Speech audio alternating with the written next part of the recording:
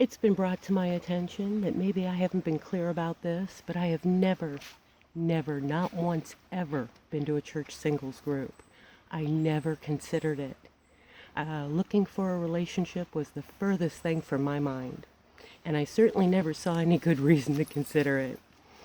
All these women so hung up on the man God, so hung up on the sex. It's just my perception. Just my opinion, but if these women had strong, healthy physical bonds with their man God, they wouldn't be so fragile and insecure in their relationships. They wouldn't be so hung up on the sex and so desperate to prove that they got some. But hey, I don't pretend to read minds. So listen up, I'm admitting my sins. I've had sex. I've had good sex. I've had mind-blowing, earth-shaking sex consistently and regularly, and it certainly wasn't enough to keep me in a relationship gone bad. It's just sex, just one part of the equation to me.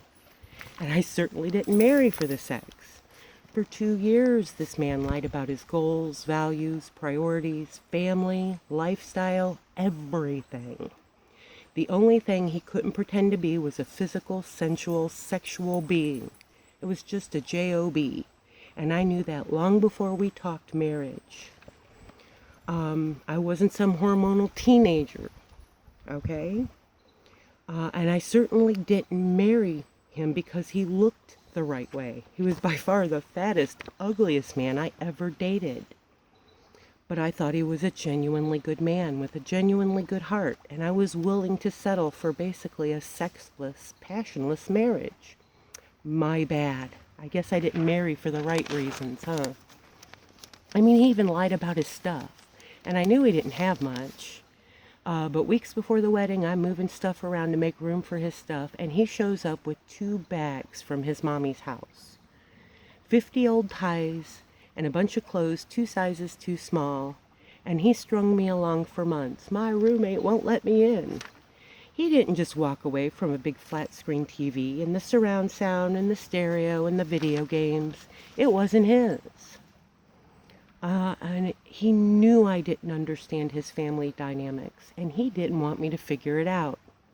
He never wanted to go to PA before we got engaged.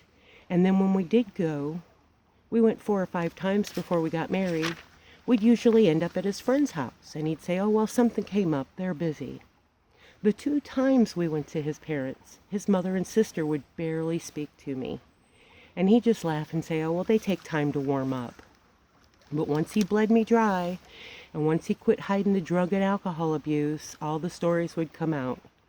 Everyone knew no one would ever be good enough for his mommy. How she turned a blind eye to his bad behavior, all the jokes about his sister, how she made me out to be the older woman after her baby and his money. 4 months older, 124 days, and he didn't have any money. If I was a gold digger, I'd have been all up in his finances long before we talked marriage. I'd have known he had $30,000 in credit card debt and nothing to show for it, and I'd have never married that man. My bad. But once we were married, I saw it on the holidays with his brother's wife. I mean, she was always nice to me. She was always nice to people. And I'm not going to get up in their business, but just think power couple. Great jobs, great house, great kids. And of course, all the important stuff. She was thin and pretty and dressed nice. She looked the right way. But his mom and sister would just trash on this woman. Just trash on her. Couldn't say she was a bad person. Never said she did anything wrong. Just shallow, petty, insignificant, superficial stuff. And then she'd come in and they'd ignore her the whole time she was there. And they'd leave to go to her family's house, and those 2 would be back at it. And I think they were married like 10 years. He knew if she'd never be good enough, I'd certainly never be good enough. And I saw it with her own mother. We go out to see his grandmother once, and his mother's just standing like 15 feet away, just trashing her own mother at the top of her voice and laughing hysterically. Had his grandmother in tears, and I'm thinking, what did I get myself into?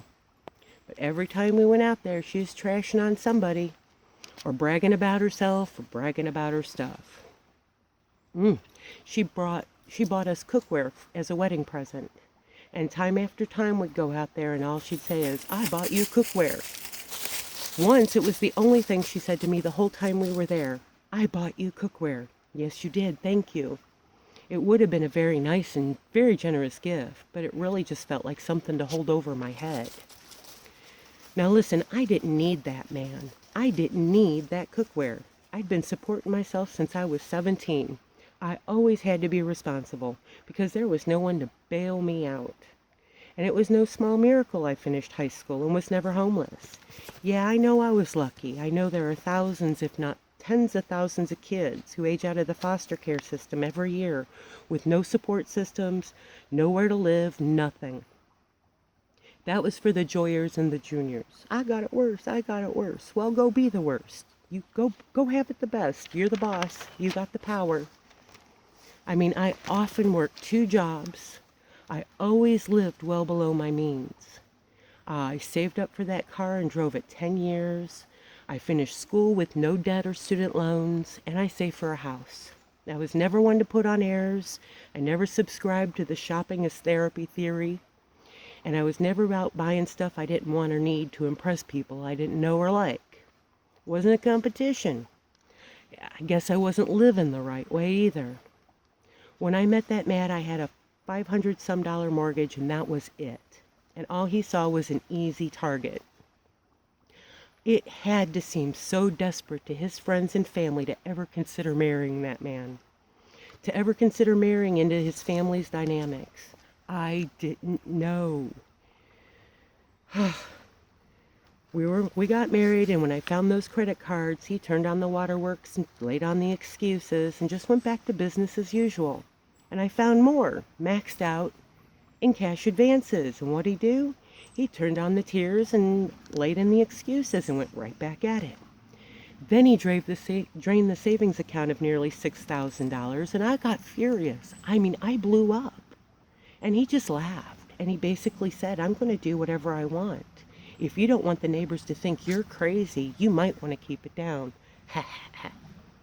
Yeah, that's when I knew the man I dated for 2 years, the man I thought I married, he never existed. He was dead to me, and he wouldn't leave, and I couldn't force him out. Who was I going to call? His mommy? And everyone believed whatever he was saying. Even that marriage counselor. Whatever he said to her, she just quit speaking to me, refused to see me. My friends, his friends, my friends, and it was none of my business. Even Vicky, I'd call her so upset about what was going on, and she'd just laugh and say, "I make Dave take care of it all." So, it doesn't really matter who you really are, does it, Scott? Doesn't matter if you're a drug addict, an alcoholic, blowing through thousands and thousands of dollars a month you don't have on God knows what. As long as you say the right thing at the right time.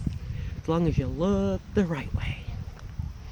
So to recap, I have never, not once ever been to a church singles group.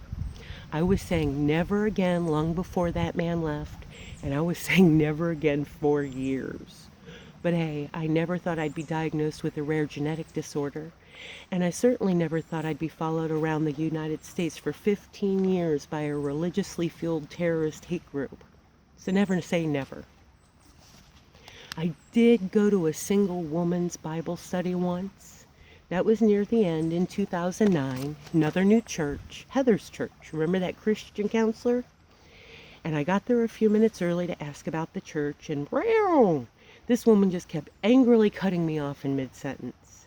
And I sat there and watched all those women sit there with their heads down, their hands clenched in their lap, not moving a muscle the whole time. And the name of the book they were reading? How to Be Happy Until God Brings You a Man God. Yep, that's all there is. That's all you got. I got it.